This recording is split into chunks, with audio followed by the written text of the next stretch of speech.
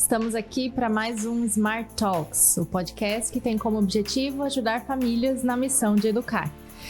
Eu sou Beatriz e hoje tenho aqui como convidada a Miss Laís Carvalho. Vou deixar você se apresentar um pouquinho. Hello, how are you guys? Eu sou a Laís, eu sou a professora de inglês da Smart Start. É uma honra estar aqui como convidada. Agradeço aí imensamente pela confiança e pelo convite. E hoje o nosso intuito é conversar um pouquinho sobre o bilinguismo, né?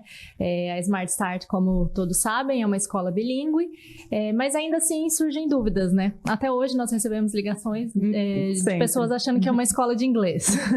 Então, não somos uma escola de inglês, somos uma escola regular e uma escola bilíngue.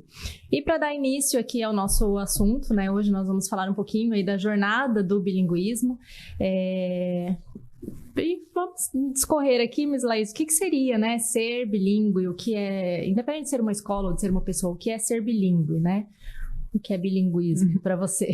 Não, ser bilíngue é falar duas línguas, né? Você ter a sua língua materna e também adquirir uma outra língua, seja ela inglês ou não. Que às vezes as pessoas pensam que ser bilíngue, eu tenho a minha língua materna e mais inglês. Mas não é só o inglês, é independente de qual é a segunda língua. Se você conseguir se comunicar em duas línguas, você é bilíngue. Isso é até importante de mencionar, né? A Smart Start é uma escola bilíngue que tem uma das línguas, o português, e a outra o inglês. Mas o bilinguismo, né, que hoje tá tão em alta, tem tantas escolas bilíngues, programas bilíngues, isso nos remete muito ao inglês, né, mas não é necessariamente só o inglês. Eu acho que a primeira dúvida que surge, né, quando a gente fala, a gente é uma escola bilíngue, qual que é a diferença, né, de uma escola bilíngue para uma escola de idioma comum, digamos assim. Uhum. Eu acho que eu, como professora de inglês de uma escola bilíngue, já fui também de uma escola de idiomas, penso que a principal diferença é a naturalidade, né? Que as crianças vão adquirindo a língua de uma forma muito mais natural e de uma forma muito mais divertida, né, para eles, do que de uma escola de idiomas regular, digamos assim, né? E assim, falando em bilinguismo, não necessariamente ele está associado a uma escola, né? Sim. Nós temos aí casos de famílias que são bilíngues, né? Pessoas que vão morar em outro país, mas querem manter a língua materna. Então, a mãe é brasileira, casou com um americano, ou simplesmente mudou para outro país, né? Para o Japão, qualquer país que seja, e quer manter, né, as suas raízes, a sua cultura, e cria essa criança bilíngue. Nós temos até o caso da Miss Cidália, né? Sim. Que é brasileira, né? Trabalhou ali conosco. Se casou com um francês e hoje mora em Portugal. Então, provavelmente a filha dela, inclusive, será trilíngue, né? Sim, provavelmente, poliglota. E eu penso, assim, que é interessante você ter trazido essa aí das famílias, porque é muito mais sobre cultura também, né? O que a gente estava falando. O bilinguismo, ele não é só você saber duas línguas, é você ter duas culturas, é uma ponte entre culturas, né? Entre países, entre lugares, entre pessoas. E isso é muito importante, né, hoje em dia. Sim. O nosso objetivo ali não é só trabalhar a língua, né? Sim. Só a estrutura linguística, a gramática, né? Eles aprendem mesmo, né? Até as datas comemorativas. E a gente não se prende, no nosso caso, a gente não se prende só a um país, né? Sim. Como a segunda língua é o inglês. E eu ia falar agora também que, tipo, a questão da gramática, da estrutura linguística, ela é mais fácil, né? Se a gente fosse, digamos assim, vamos ensinar só a gramática e a estrutura linguística. Ia ser muito mais fácil, mas não, a gente tá ali para ensinar, tipo, gíria, a gente tá ali para ensinar, não ensinar, né, para trocar, a gente fala trocar experiência, mas para ensinar gíria, para ensinar, tipo, um chunk of language, para ensinar esse tipo de coisa, né? E indo ainda mais longe ali nas origens mesmo do bilinguismo, o Brasil, se nós formos considerar, ele não é um país monolíngue, né? Não. Pela nossa própria colonização, né? Então, o Brasil é um país que tem diversos dialetos indígenas. A gente pode falar que é um país poliglota, né? Porque tem vários dialetos indígenas, tem aí a nossa volta, que é espanhol, que tem muita gente que fala espanhol aqui também, o inglês que está vindo com muita força também. Sim, quem mora em cidades ali de fronteiras, né, com os países do espanhol, tem um espanhol muito forte. Tem o caso de comunidades também ali no sul do país, né, tem comunidades alemãs, que também não tem muito forte essa cultura, então a criança também nasce bilíngue, independente de escola. E tem a Libras, né? Sim. Que é a língua brasileira de sinais. Então, o Brasil, ele até tem 2 línguas oficiais, que é a língua portuguesa e a língua brasileira de sinais. É verdade. Eu já ia ficar chocada, mas eu lembro, assim, que a Libras é uma das línguas oficiais. O que é interessante, né? Que era para ter mais línguas oficiais, eu penso. Eu penso que não era para ser só essas 2. Eu penso que o Brasil, como é um país muito grande, um país, igual você falou aí, que, né, por conta da nossa colonização, era para ter mais línguas, era para ser um país poliglota, né, eu falo. Sim. E, bom, mas como ali o nosso foco, né, a língua que nós trabalhamos acaba sendo o português e o inglês, como funciona esse processo de aquisição dessa segunda língua aí? Se você falou que é de uma forma tão natural, né? Então vamos aí. Eu sei como funciona, né? Mas vamos dialogar juntas para esclarecer para as pessoas, né? O que acontece, como acontece essa jornada, né, do bilinguismo, que aqui a gente vai exemplificar com o inglês, mas poderia ser uma outra língua, né? Sim, é de uma forma muito natural, porque as crianças, elas são bem novas, né? E eu penso que tudo que a gente começa a aprender mais novo, até a Andréia fala, vou citar a Andréia aqui, até ela fala que as crianças, elas são como esponjas, né? Elas absorvem tudo muito rápido. E aí a gente entra nas 5 fases lá do aprendizado,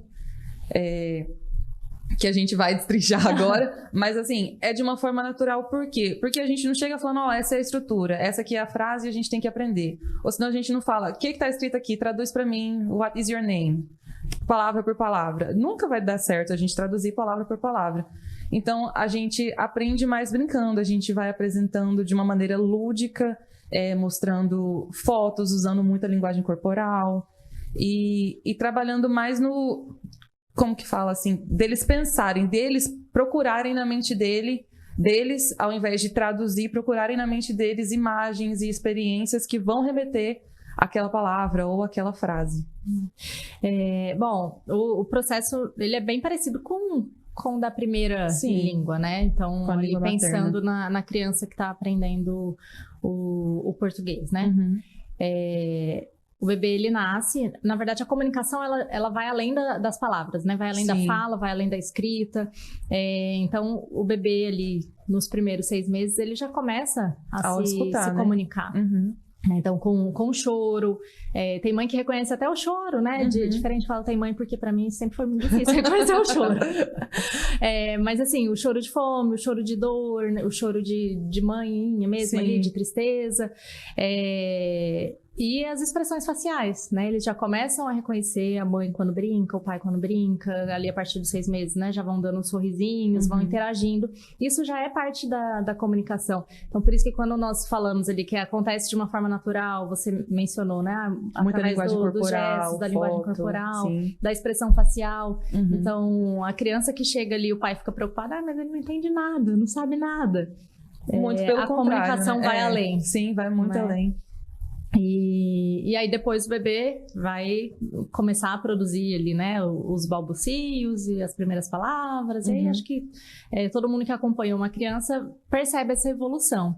E com o segundo idioma não é de forma diferente, né? Então eles têm... E na verdade há uma diferença, né? Por exemplo, eu estava pensando aqui agora, quando, até no português mesmo, você citou o exemplo do português, até no português mesmo, quando você fala, tipo assim, não, pro seu filho, pra Elisa, por exemplo, fala não.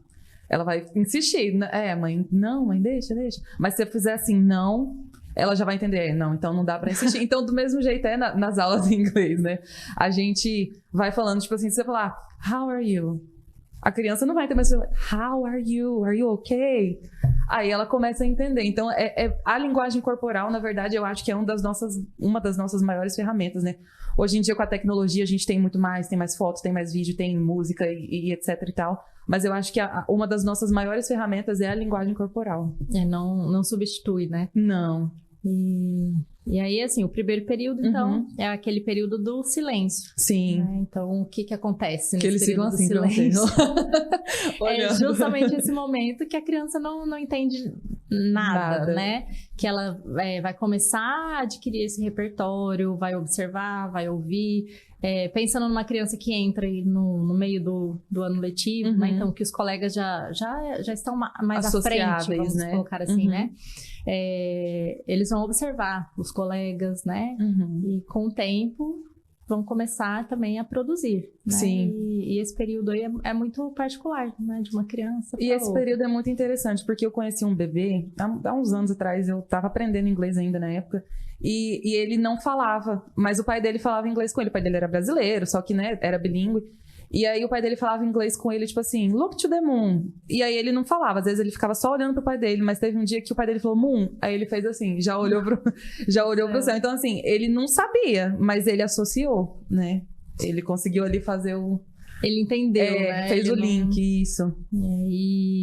E aí eu penso que, independente da idade ali, né? Nós começamos ali com as crianças pequenininhas, no pré-K1, aí vem K1, K2, mas mesmo um aluno que entre ali no 8º ano, né, que hoje é a nossa maior turma, né? Dos mais velhos, ele vai passar por esse período de silêncio. Com certeza. Então, não é uma coisa relacionada à idade, e sim ao tempo de exposição a esse idioma, né? E aí depois do período de silêncio, então vem o período das primeiras produções. Sim. Que seria... que seria as palavras e frases curtas, né? Isso. Eu lembro você falando aí dos nossos alunos mais velhos, eu sou a professora dos mais velhos, né? Os meus xodós. Mas eu lembro que entrou alguns alunos, né, no começo do ano, e aí eu ficava desesperada. Eu falava, Bia, não tô ensinando nada. Eles não estão aprendendo e tal. E aí você falava comigo, né? Não, lembra e tal. Espera, dá tempo ao tempo. E aí, no final do ano, a gente fez o comparativo, né? E a gente realmente viu a diferença deles. Claro que eles não foram, né? Se comparar com os outros alunos que já estão na escola aí há muitos anos, eles não falaram como eles, mas eles desenvolveram aí, que foram as frases curtas que a gente vai falar agora, as frases mais curtas, a gente chama de short phrases, né? Que é o yes, no, yes I do, no I don't, que não desenvolve, não tem a subjetividade, né? Que a gente fala. Sim. Não tem aquela subjetividade de falar sobre o que pensa, isso, de elaborar, né? De elaborar a resposta e tal. Mas que também é importante, porque significa que a pessoa está entendendo o que você está falando, ela vai conseguir se comunicar na segunda língua, talvez não com tanta perfeição, com alguns erros gramaticais, mas que ela vai conseguir se comunicar. Se jogar ela lá, ela não vai acontecer, é uma conversa. Não, e é importante a gente valorizar também, né? Sim. É um pequeno passo, mas ele deve ser valorizado, porque ele faz parte do processo. Isso acontece também no português, né? A criança começa a falar, ela não fala corretamente, ela fala errado. Então, aos poucos, ela estando exposta a uma pessoa que fala corretamente, a chance de que ela atinja esse nível também de fala, né, é muito grande. Sim. Porque ela está exposta ao estímulo, e o mesmo acontece com o inglês. Sim. E é por isso que a nossa escola é um diferencial, né, porque as nossas aulas são completamente em inglês, a gente evita muito falar português, é muito raro a gente falar português. Principalmente com os maiores. Principalmente com os maiores, que eles já não choram mais por quando não conseguem alguma coisa. Então, tem esse diferencial, né? Eu lembro quando os alunos chegam, eles ficam assim, meu Deus. Eles entendem o que a gente está falando, porque hoje em dia os alunos já jogam, já, né, vem YouTube, já tem mais contato com a língua inglesa, mesmo que não tanto quanto a gente gostaria.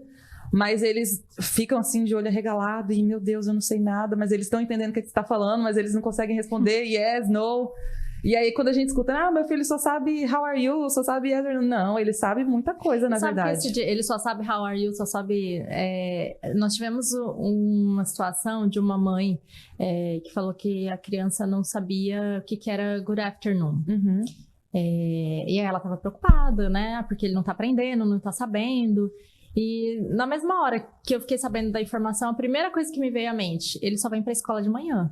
Como que ele então, vai assim, saber? Dentro do contexto dele, por mais que já tenha sido apresentado good afternoon, good night, good evening, pra ele, Não o que faz sentido é o good morning, É. porque ele chega na escola, é good morning, né? É o que ele utiliza. Uhum. E eu tava ouvindo um podcast esses dias e a pessoa tava contando justamente do filho que tá em processo, né, de bilinguismo, aí estuda numa escola bilíngue, a mãe também fala inglês, o pai não fala, mas Arranha aí, sabe, né? Sabe. algumas coisinhas assim.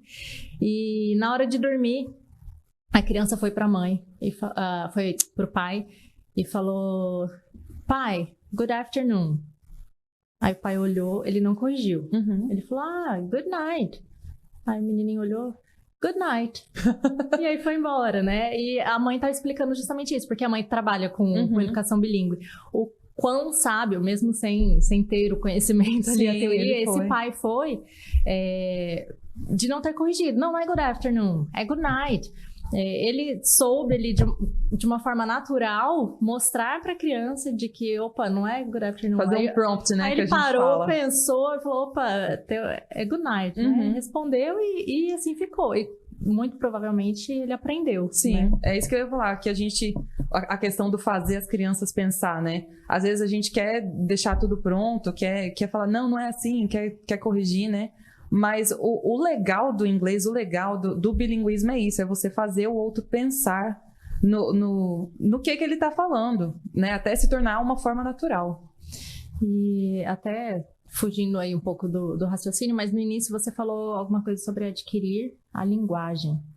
E a diferença, né, entre aprender uma língua e adquirir uma língua. Sim. Eu acho que essa questão da escola de inglês e de uma escola bilíngue, talvez a maior diferença seja essa. Sim. Porque justamente por uma escola bilíngue, pensar no contexto, né? Não é só na língua. Então, eles têm projetos de ciências, têm projetos de matemática, têm projetos em que eles vão estudar mesmo, agora, estruturar, né? A parte linguística, o de robótica, eles têm a educação financeira. Sim. Então, assim, é um contexto em que a língua vai ser utilizada, vai ser o meio de comunicação. Sim. Então, assim, a estrutura da língua acaba sendo aprendida de uma forma natural. Agora, os maiores, eles já vêm mais, já vão começar a aprender mais da gramática, já fica mais, como diz eles, mais chata. Mas em uma escola de inglês, né, já até o próprio nome já diz, é uma escola de inglês, você vai lá para estudar a língua. Então, a apresentação disso é diferente. Aí eu acho que é isso. Não é que um é melhor ou pior. Não. Mas em um você vai aprender a língua e no outro você vai adquirir adquirir a língua. Como uma segunda língua, exatamente. E, bom, aí seguindo aqui, voltando ao o primeiro período é o de silêncio, o segundo é a fala, então com frases curtas, muitas vezes esses comandos, com erros gramaticais também. De pedir para ir ao banheiro, essas frasezinhas prontas, muitos erros gramaticais. Depois vem a fala, né? Então eles já adquirem um vocabulário maior, então já tem repertório para eles começarem a elaborar e trazer essa subjetividade que você falou, né? Elaborar as próprias frases, o que eu penso, o que eu sinto, o que eu realmente quero falar. Eu ia falar agora, que é isso que a gente busca também, né, Bia, ali na escola, porque igual a gente falou agora, adquirir uma segunda língua é você conseguir ter essa subjetividade de falar sobre você, de falar sobre o que você gosta, e não tipo assim, do you like pizza? Yes, I like pizza. No, I don't like pizza. Não, qual pizza que você gosta de tal, por causa disso, me lembro do meu avô, que é da Itália, não sei o que, não sei o que. Então, assim, esse que é o legal do inglês, é essa interculturalidade também, essa subjetividade. É você realmente desenvolver uma conversa, isso, né? Um diálogo, né? Exatamente. E aí, lembrando, né, que dentro dessa parte da fala tem os níveis, né? Às vezes o pai pensa, é para ser fluente já, falar tudo. Não é assim. Do mesmo jeito que a gente aprendeu o básico, intermediário e avançado, vai ter uns que vão estar mais para frente, vai ter outros que vão estar mais para trás, mas não significa que o filho não tenha, né? Que a criança não tenha tanto a subjetividade quanto o domínio da língua. Sim. E assim, eu acho que eu já mencionei, mas vale reforçar, né? Que cada uma dessas fases, por mais que estudos, né, pesquisas mostrem ali um tempo aproximado que a pessoa passa, né, em cada estágio, mas isso vai depender muito do tempo de exposição. Sim, né? do tempo de exposição à língua, do estímulo, do incentivo, da qualidade, né? Sim, com certeza. Desse estímulo, desse incentivo. Então, tudo isso vai influenciar se a criança ou mesmo o adulto, né, vai ficar mais ou menos tempo em cada e a gente estágio. sempre escuta aquelas histórias, né? Ah, fulano foi para os Estados Unidos, aprendeu inglês e não sei quanto tempo. Mas por quê? Porque estava imerso na língua. Só tem essa língua para você falar. Ou aprende. Aí agora, né, a gente está num universo bilíngue, não é o nosso foco. Que a pessoa não saiba o português. Nosso foco é que a pessoa saiba os dois e que ela tenha essa subjetividade nos dois. E ela utilize os dois, tanto um quanto o outro. Isso, né? É até interessante. Que ela saiba fazer o code switching, né? Isso que eu ia falar. É até interessante essa questão do code switching, porque às vezes a gente pergunta em inglês pro aluno, ele te responde tipo meio picado, né? Meio que em inglês, meio que em português. Hoje mesmo eu cheguei e falei com um aluno, hey, good morning, how are you? Aí ele falou, good morning, tô bem. Aí a gente até riu lá na entrada e falamos, é isso que é ser bilíngue, a escola é bilíngue, ela não é. E não é necessariamente porque ele não sabe. Sim, né? É porque ele se sentiu confortável, ele sabe que eu ia entender tanto inglês quanto português. Então, há isso que é o legal. É isso que é o legal. Não, e acontece também, a Andréia vive mencionando isso, de quando a gente vai conversar, e às vezes a palavra não vem. Você tá falando em português e a palavra... Gente, fugiu da minha cabeça. Sim. Eu sei que palavra que é, mas não vem. Só vem em inglês, Sim. né? E isso acontece com as crianças também. Com então, aquele certeza. medo dos pais de... não, vai confundir o português e o inglês. É muito novinho. Não, isso é muito natural. Né? Então, isso aconteceu, inclusive, esses dias em sala. Uma aluna não em sala, na verdade, foi na hora do intervalo. Ela foi me contar uma situação que aconteceu com ela e ela falando, como que fala tal coisa em português? Aí ficou nós duas assim, meu Deus, a gente não sabe mais, a gente só sabe inglês. Aí a gente até deu risada e falei, tá funcionando, a Smart Start é assim. Não, e às vezes acontece também de você realmente não saber. Sim. Eu sei essa palavra em inglês, mas eu não sei ela em português. E o inverso também é verdadeiro, né? Eu sei o significado, eu sei explicar o que ela significa, mas eu não sei qual é exatamente o termo. Sim, e é o que acontece muito, né? Porque, igual a gente sempre fala, eu sempre falo em sala de aula para as crianças, traduzir nunca vai dar certo. Traduzir exatamente. O legal é você adquirir, você saber o que você tá falando. Mas como que isso funciona? É o cérebro, ele é desse jeito. E... esqueci o que eu ia falar agora. Mas enfim, é dos estímulos. E aí, quanto mais você estimula o seu cérebro àquela língua e a ficar imerso, ver filme em inglês com legenda, ou treinar o seu ouvido mesmo a ouvir as palavras, treinar a ouvir os sotaques diferentes. Esses dias, eu sempre gosto de fazer isso com eles. Eu levei uma música e era de um cantor britânico e eles ficaram bem assim, Miss, a gente não sabe inglês. Não, eu não entendi nada. Eu falei, não, vamos ouvir de novo, vamos pausar nas partes e tal. Mas é isso que é o importante do estímulo, né? Não só ver série, não só ouvir música, mas também ler. A leitura também é muito importante.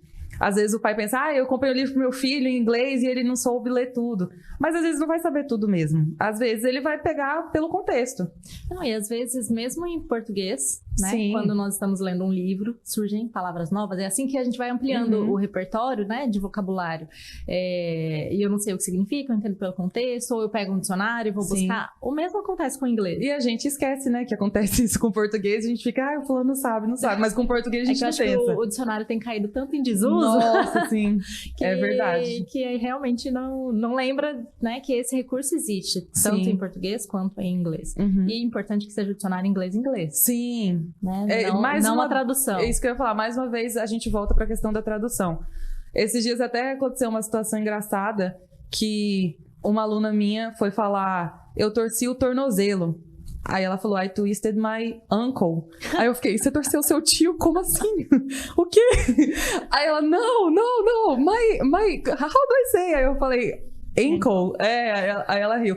Então, assim, é muito parecido. Tem coisas que são muito parecidas. Se você jogar no Google, às vezes ele vai aparecer, né? Você quis dizer tal coisa, você, né? Ele mesmo se corrige e você não fica sabendo qual que é o certo, qual que não é, né? E aí, depois então do período de fala, que é quando eles começam a trazer um pouco dessa subjetividade, vem a fluência intermediária, que aí sim, né, a gente vê uma autonomia maior dos alunos, não é uma fluência, mas eles têm muito mais autonomia, tem uma estrutura gramatical, né, mais correta ali na hora de elaborar as frases, tem um repertório de vocabulário grande. Sim. E conseguem criar frases mais complexas mesmo, usar palavras palavras mais Sim, mais difíceis. não tão comuns ali, Uhum. né? E aí vem também a subjetividade a importância, né, de que eles busquem coisas do interesse deles. Sim. Então, ali nós temos alunos que assistem vídeo, gostam de jogo ou de alguma coisa de tecnologia, Montar, e desmontar. assistem vídeos de tutoriais Sim. em inglês. Então, esse aluno vai ter um repertório ali de Muito vocabulário voltado para o nome das peças, para os movimentos que tem que fazer, né, tudo no inglês, que um aluno que gosta de cozinhar vai assistir um vídeo de receita, vai ter um Sim. vocabulário diferente. E aí eles começam Na subjetividade. E exatamente. esses dias eu até achei engraçado que a gente estava montando um texto em sala de aula, e aí um deles virou pra mim e falou: Miss, how do I say close, but in an advanced way? Aí eu dei risada, eu falei: como assim no advanced way? Aí ele falou: não, porque close é assim, todo mundo sabe, eu queria falar de um jeito mais avançado mesmo, que eu sempre bato na tecla com eles. Eu falo: básico todo mundo tem inglês, a gente tem que ser avançado, é o melhor. E agora eles estão nessa de, não, como que fala de um jeito avançado? Tem outro jeito de falar? Ai. E depois desse período da fluência intermediária, aí vem o período da fluência mesmo. Sim. E essa é a jornada sem fim, né? Uhum. Porque, assim como o português, o inglês é prática, né? Sim. Qualquer língua, qualquer que você fale, né? Quanto mais você lê, quanto mais você for exposto àquilo, mais vocabulário, mais conteúdo você vai ter para dialogar, para desenvolver algo. Eu escuto direto gente que às vezes me procura: ai, que dica você me dá? Eu fiz, sei lá, 9 anos de cursinho de inglês e eu não falo nada. Aí eu fico assim: meu Deus, como que você... Não é possível, eu não acho possível. Você não fala nada, você fala alguma coisa assim, alguma coisa você sabe. Mas é por causa disso, né? A pessoa não tem com o que praticar, não tem com o que ver, não fica imerso, não vai ler um artigo, lê tudo em português. Às vezes tem o português e inglês, a pessoa prefere ler o português. Porque é mais difícil, né? Mas a gente não pode esquecer que, assim, com certeza. Por mais que esteja num contexto bilíngue e tudo, o contato maior é com a língua materna, que é o português. Então, até para você que tá ali todo dia falando inglês, todo dia exposta à língua, para mim, mas vocês que estão em sala de aula é muito mais, né? Ler um texto em inglês requer mais de você. Mais do seu cérebro, da sua atenção, da sua concentração, do que em português. Com então, certeza. É mais difícil, mas quanto mais a gente pratica, quanto mais a gente vai atrás desses estímulos, mais fácil vai ficando, né? Até que pode ser que um dia seja igual, né? Tanto faz, ler em português e inglês, pra mim tanto faz, eu sei. Mas, assim, pensando em todo esse processo, né? Desde os pequenininhos até os maiores, desde quem acabou de entrar numa escola bilíngue ou tá buscando isso, porque também não precisa entrar numa escola bilíngue. Claro que, né? Nós vamos querer que vender o nosso muito peixe, melhor. Né? Mas, assim, existem pais que optam pela educação bilíngue. Sim. Dentro de casa, né? Não é tão comum para quem não tem origem mesmo. E eu ia falar agora, igual você falou, é mais difícil também, né? O pai sabe que ele vai ter um trabalho maior de ensinar ali. Ok, answer me in English now. No, ok. Agora você pode falar português. Não, então... É mais difícil, tanto para os pais quanto para a criança, porque a criança não vai querer, vai ter hora que ela vai falar: ai, mãe, tá bom, fala português, ai, mãe, tá bom, fala, né? Não, e assim, como que a gente pode fazer, né, para incentivar? É uma pergunta? É uma pergunta. Eu penso que, igual a gente tá falando desde o começo, de uma forma mais natural possível, né? Eu penso que colocando uma música em inglês, às vezes os pais têm o hábito de ouvir mais música em português, às vezes colocando uma música em inglês, dançaninho, querendo dar uma cantadinha ali, aí a criança já ri: ah, mas você não sabe, é tal coisa. Direto eu escuto nas reuniões de pais: esses dias eu fui cantar, o fulaninho me corrigiu. E eu fico: isso aí, esse é o poder da Smart. Não, e até se colocar nesse papel de aprendiz, né? Sim, porque com certeza. Muitos dos nossos pais não falam inglês. E aí eles ficam: e aí, né? Como que vai ser? Não tem a necessidade de os pais falarem inglês. Sim. Né? O estímulo que a escola oferece, a criança, é possível que ela se desenvolva. Mas, claro, como nós falamos ali, quanto mais exposição, quanto mais estímulo, melhor, né? De qualidade. Então, se o pai puder, se coloca no papel de aprendiz, Porque né? Ó, me ensina, o que você aprendeu hoje? É uma Ou troca se a de criança experiência, trouxe, né, às vezes Bia? a criança traz alguma coisa, a gente acaba nem dando tanta atenção, né? Sim. Ouve o que a criança tem para dizer, ouve genuinamente, Sim. presta atenção, pede para que ela te ensine, né? Peça para que ela te ensine. E troca essa experiência com seu filho, porque é sensacional, é sensacional. O meu pai, na verdade, ele fazia muito isso com a gente, né? Porque o meu pai, tá entrando aqui no assunto pessoal, o meu pai, ele trabalhava com produto importado, ele era cabeleireiro na época, ele trabalhava com produto importado, e ele achava um absurdo ele trabalhar com produto importado e não saber ler o rótulo do produto. Aí ele começou a fazer inglês e para ele foi mais difícil, porque ele já era um adulto, um senhor, digamos assim, né? E aí, quando eu e meu irmão tivemos a idade de ser colocados no cursinho de inglês, ele colocou a gente e ele ficava em casa. Hey, English, speak English.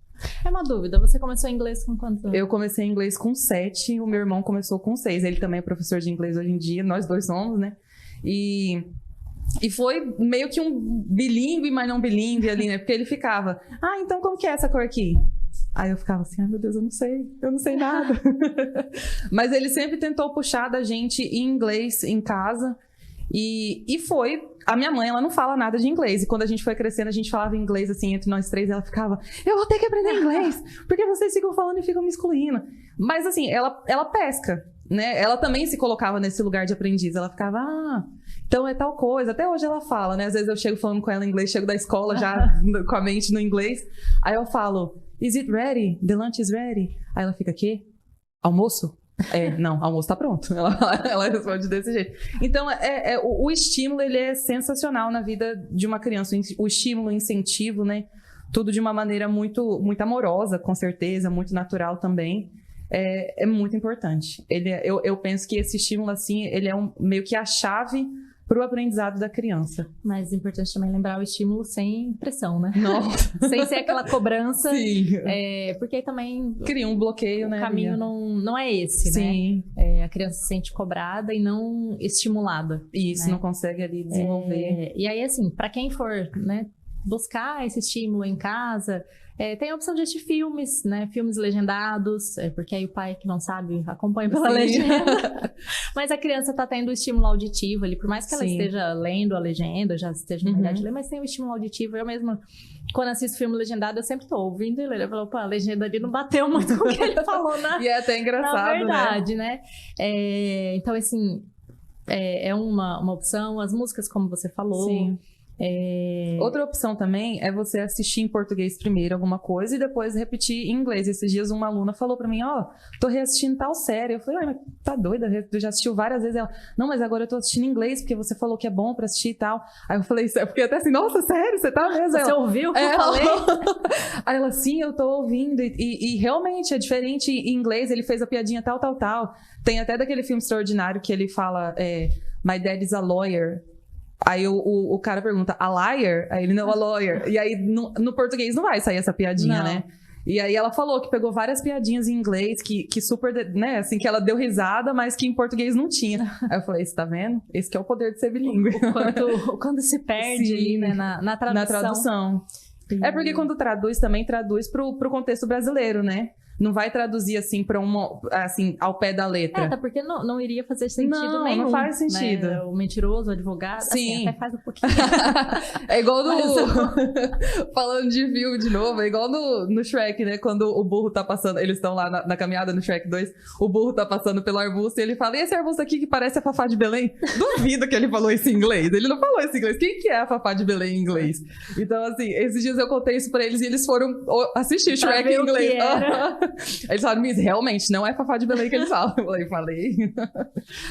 Não, e é muito gostoso, assim, ver esse processo todo. Sim. Né? E não, assim, a gente também não pode deixar de lado que tem as crianças que vão ter mais facilidade, as crianças que vão ter menos, assim como tem para matemática, para ciências, para né, entra ali exatas, humanas. Todo mundo tem a sua afinidade, né? Mas não significa que todos não vão aprender. Exatamente. Significa que um vai ter mais facilidade e o outro não, mas que todos vão aprender de maneira igual. Dependendo do tanto de estímulo que a gente está falando, né, batendo nessa tecla, dependendo do tanto de estímulo, dependendo do quanto a pessoa quer quer aprender, né? O tanto de interesse que ela tem. E esse do interesse é muito interessante também, porque igual você falou, tem muito aluno que assiste vídeo de montar e desmontar em inglês, de culinária em inglês.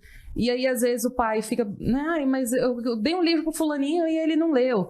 Mas, assim, às vezes não é o livro do interesse do fulaninho, né? A gente tem que procurar o que é, falando de inglês, né? O que gosta, né? Isso, o que é do interesse do aluno, o que é do interesse da criança.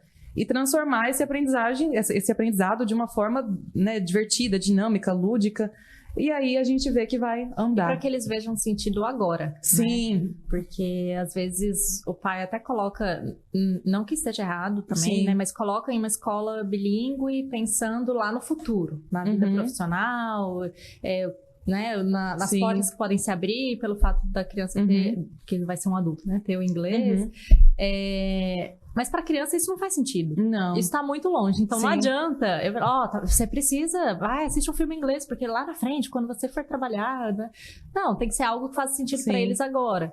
Então, essa ideia de procurar o interesse deles. Procurar o interesse deles mesmo, né? De perguntar, de mostrar opções, né?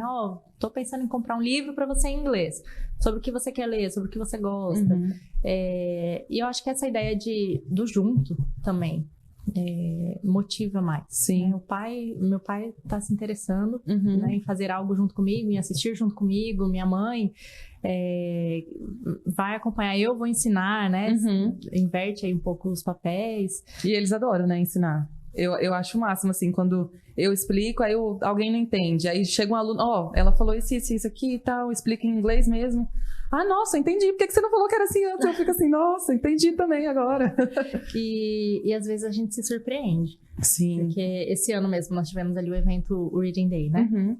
E a Miss Marina contou uma história, que era um livro longo, assim. Confesso que eu fiquei um pouquinho, assim, entediada, né?